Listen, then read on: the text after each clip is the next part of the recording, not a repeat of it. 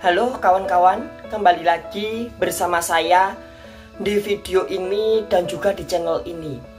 Kali ini saya mau mentafsirkan mengenai Alkitab.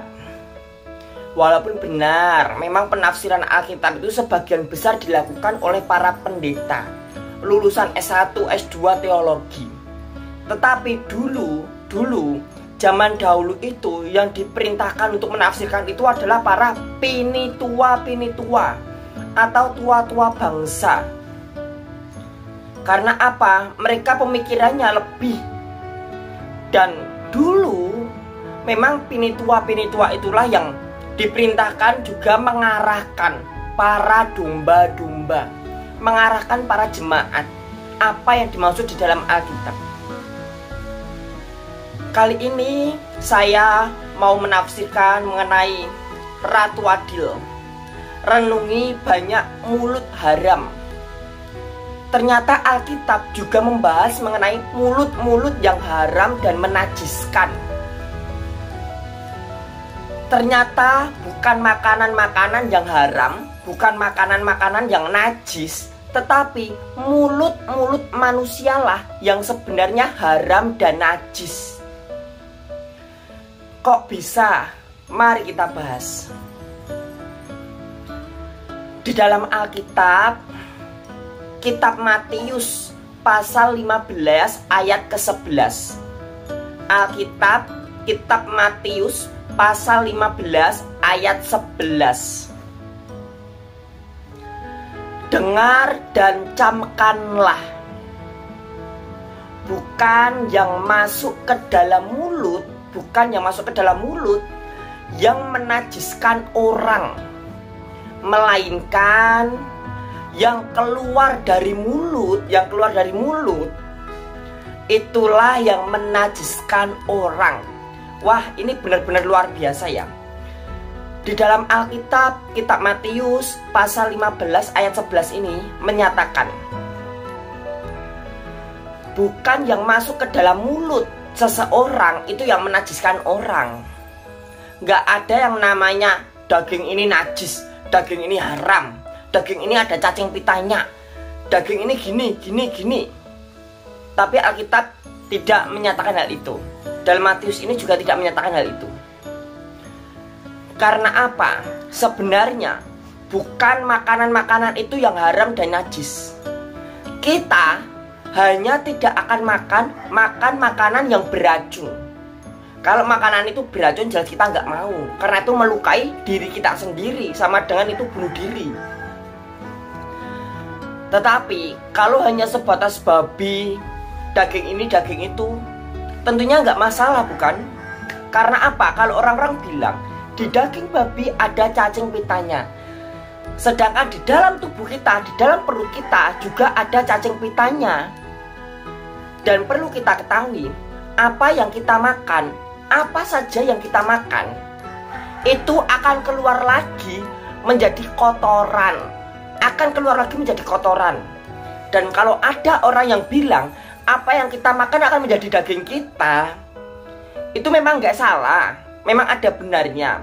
Tetapi itu kurang benar dan kurang tepat. Kalian tahu nggak? Banyak orang yang mengharamkan babi, mengharamkan daging ini, daging itu, daging ini, itu gitu ya. Banyak yang diharamkan.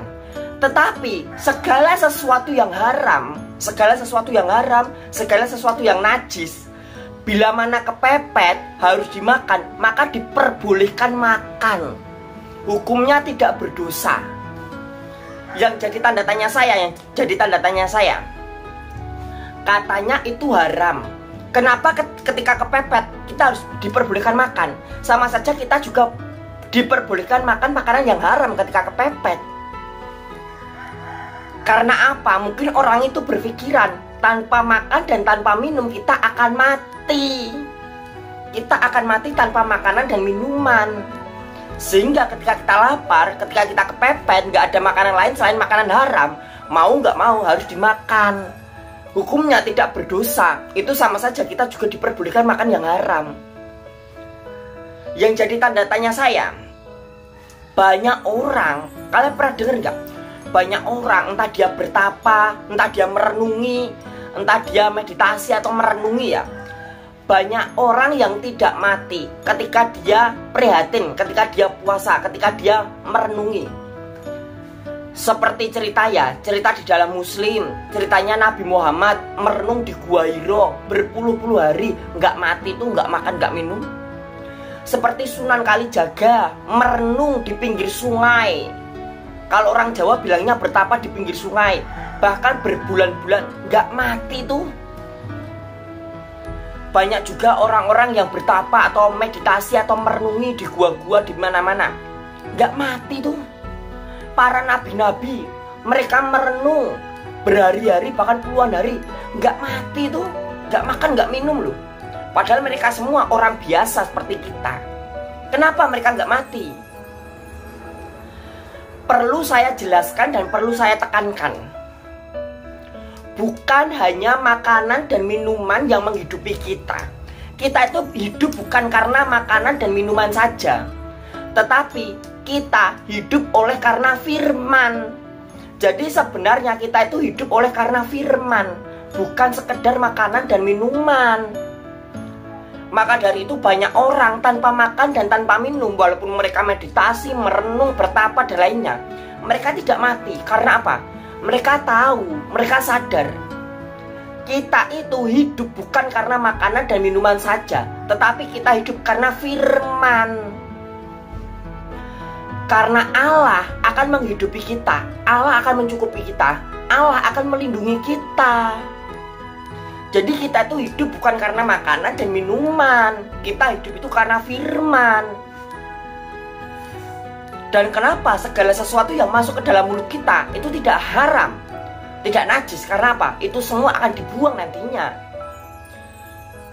Tanpa kita makan dan minum, kita akan tetap tumbuh daging kita.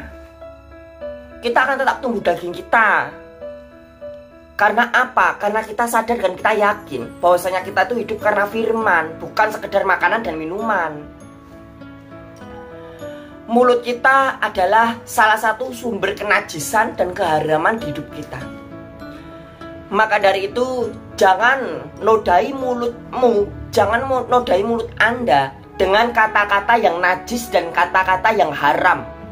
Pergunakanlah mulutmu untuk berkata-kata baik, bersyukur, dan mengucapkan memuji-memuja Tuhan.